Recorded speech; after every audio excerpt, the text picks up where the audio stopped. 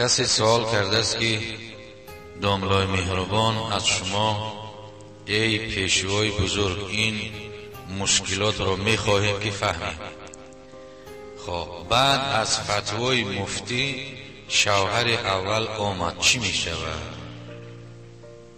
بعد از فتوای مفتی شوهر اول آمد چی می شود؟ مثلا این مسئله به طریقی هست که مسائل مفقود، یعنی مفقود مخصوص کتابی هست در فقه اسلام. مفقود کسی هست که نابود شدگی هست، ساده کرده بگیم نابود هست، همون مرد، نه خبری مردش است نه خبری زندهش. در فقه حنفی مذهب امام اعظم رحمت الله علیه تا 90 سالگیش باید که زن او همسر او منتظر باشه، تا 90 سالگی همون مرد. مثلا که مرد اگر در 50 سالگیش نابود شده باشه، خبر زنده و مردش نباشه، زنش 40 سال دیگر باید که بیسته.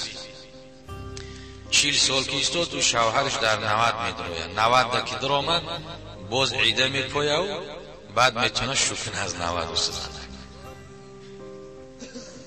که این البته که در زمان ما این مسئله بسیار مشکلات دارد. حضرت امام اعظم هم یک حساب گرفتگی است که همون زن شو نکنه بیسته. خب اما در مذهب حضرت شافعی رحمت الله علیه و حضرت امام مالک رحمت الله علیه 4 سال گفتگی هستند. اما این جنجال ها و نافهمی هایی که در تاجیکستان رخ داد، نافهمی جنجال البته که از بیگانه ها و دشمن ها در بین ملت پاک بزرگ تاجیک به هم جنگ انداختن و این مصیبت بلا به سر مردم آمد. بعد دوران جنگ شکایت همین از حد زیاد شد. زنهای هستن که یک کودک داره، شوهرش 5-10 ساله بیدرک.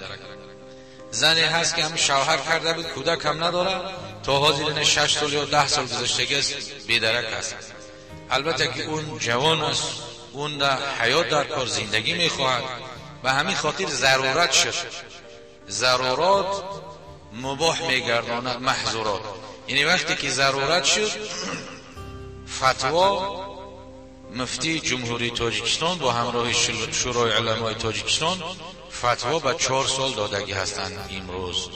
یعنی فتوا به قول امام شافعی امام مالک هست که 4 سال شوهر بی خبر باشد، نه نامش نه نشانش نه زندهش نه مردش خبرش نباشد، میتونه که خواهرها به پیش مفتی و شورای علمای جمهوری تاجیکستان برد. در اونجا اداره فتوا هست، در همونجا فتواش میدهند، حکم طلاقش به دستش میتن، بعدا میتونه شوهر کرد.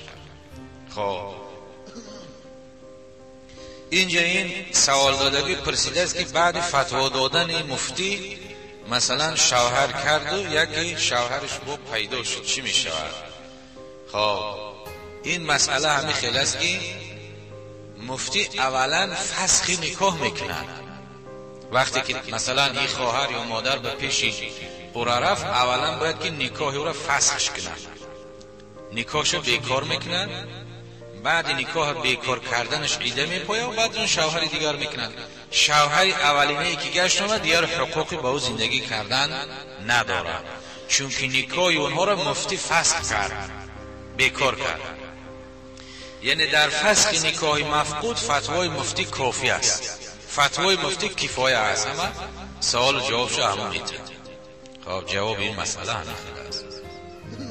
برای همین البته که در این شب و روز به جنگ هم به مهاجرت هم دیده می شود که بعضی از فرزندهای مسلمان زنها را گرفته پرتافته میبرند میرن به ملک عروس بی خبر. بعضیش در همونجا با یک بیوه عروس میگیره زندگی میکنه، خدمتگاری همون میشه. در اینجا زنش و دخترها و بچه ها موندگی هستند. بسیار بی انصافی است، بسیار شخص ظالم است، ظالم در حق زن فرزند خودش است.